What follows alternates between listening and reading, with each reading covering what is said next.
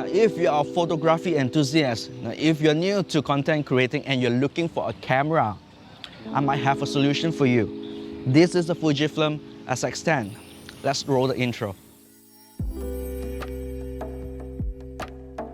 What's up guys, it's John here. Welcome to another episode of Afterwork Gear Review. I'm here in this beautiful fishing village here in Sekinchan, and I've got the Fuji X-S10 with me. The light is beautiful right now. I've got some reflection on the river which is making it picturesque, and I've got to say that the film simulation on the X-S10 is just incredible. But that's for a later part of my review.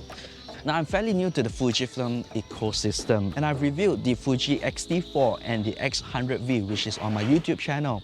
If you haven't watched that, click right here. It has always been Fujifilm's DNA with design language that inspired from rangefinder, where they have the shutter dials above here. But the X-S10 has the PASM dial for a change, which I'm fairly new to the whole entire Fujifilm ecosystem, and I find this less intimidating to get in and get on board with Fujifilm. While I think I get the design choice, the nostalgia, shutter dials and all, but I come from a more general camera design like the PASM, and hence the X-S10 becomes Fujifilm's gateway to new users to try their system. New users does not mean newbies nowadays. There are a lot of content creators that have been using phone for photography, and it's time for them to up their game with a full-featured camera. They may know enough to be dangerous, and entry-level cameras just does not cut it. This is where the Fujifilm X-S10 comes in, a featured pack camera targeted to fairly sophisticated photographers. Now, in fact, if you're dangerous enough, you might want to be able to customize your camera to however you like. So check this out. These are customizable dials, and you can assign different functions to any of these dials however you want to your heart's content. Dubbed as the X-T4 smaller brother, the X-S10 inherits a lot of features from the X-T4. Now, what I think Fujifilm has done is pack up all the features required by a hybrid shooter like myself going out for a photo walk or making a video like this on YouTube, while at the same time discarding features which are redundant but important for a pro photographer. And that results to the X-S10, which is a smaller package and comes in a much more affordable price.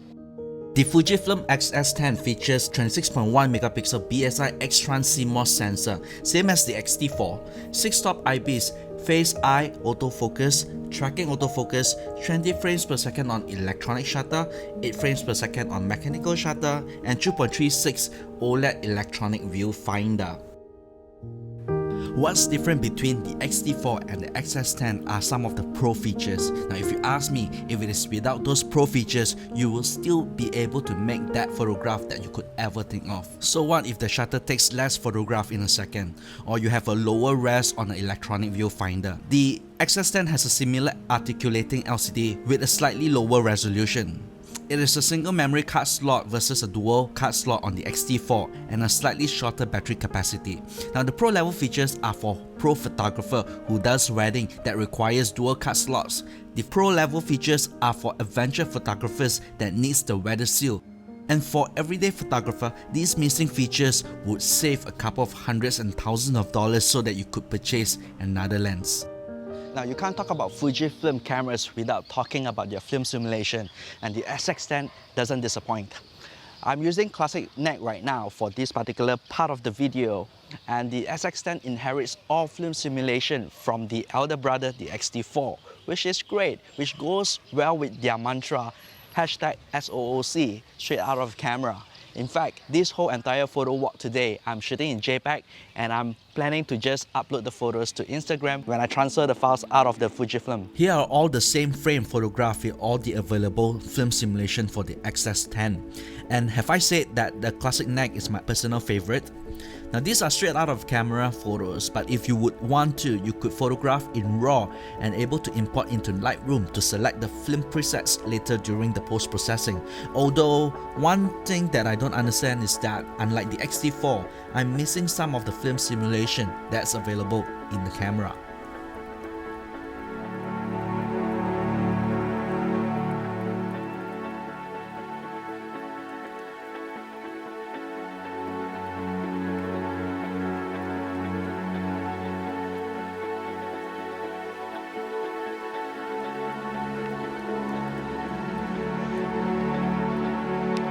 This is still Sekinchan. We are just at the other part where all the paddy fields are.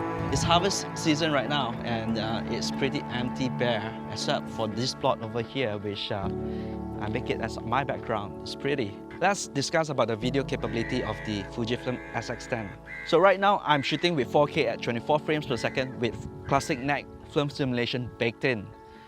Now this is where it is exciting. Number one, I can have it baked in so that I don't need to color grade, because if I like the color, I'll like the color in videos as well. What do you think about this color right now? Like the X-T4, the X-S10 has the capability to shoot at f-log at 4K 30 frames per second. At 4K 30 frames per second, I think you can do a plenty with this entry mid-tier level camera. At 1080p, it can go all the way up to 240 frames per second. Autofocus is great. It has phase and tracking autofocus on the camera, which make content creators like me shooting content like this alone a lot easier. Now, this is great for workflow where I am filming this video by myself on a tripod. I don't have to worry about autofocus because I know it will be able to hunt me, or rather nail on me. I don't want it to be hunting. Ninja walk with eyepiece and OIS turned on, turned off. Now here's my final thoughts about the Fujifilm X-S10. I think it's great for new content creators coming from, say, their mobile phones and they want to up their ante, up their production value. The X-S10 seems to be a very viable camera. It is a smaller brother of the X-T4, and the X-T4 is a pro level camera.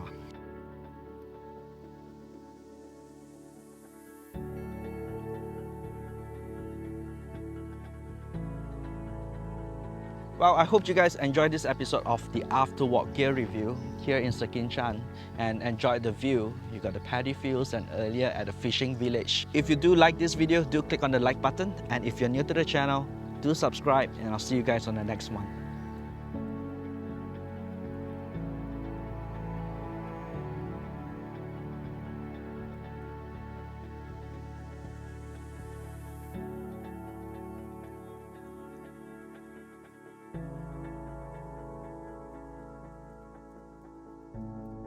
Thoughts about the Fujifilm X-S10. Maybe the Crow has a better opinion than I do. Pro camera with a lot of really features that matters to pro photographers like myself. I'm a pro. But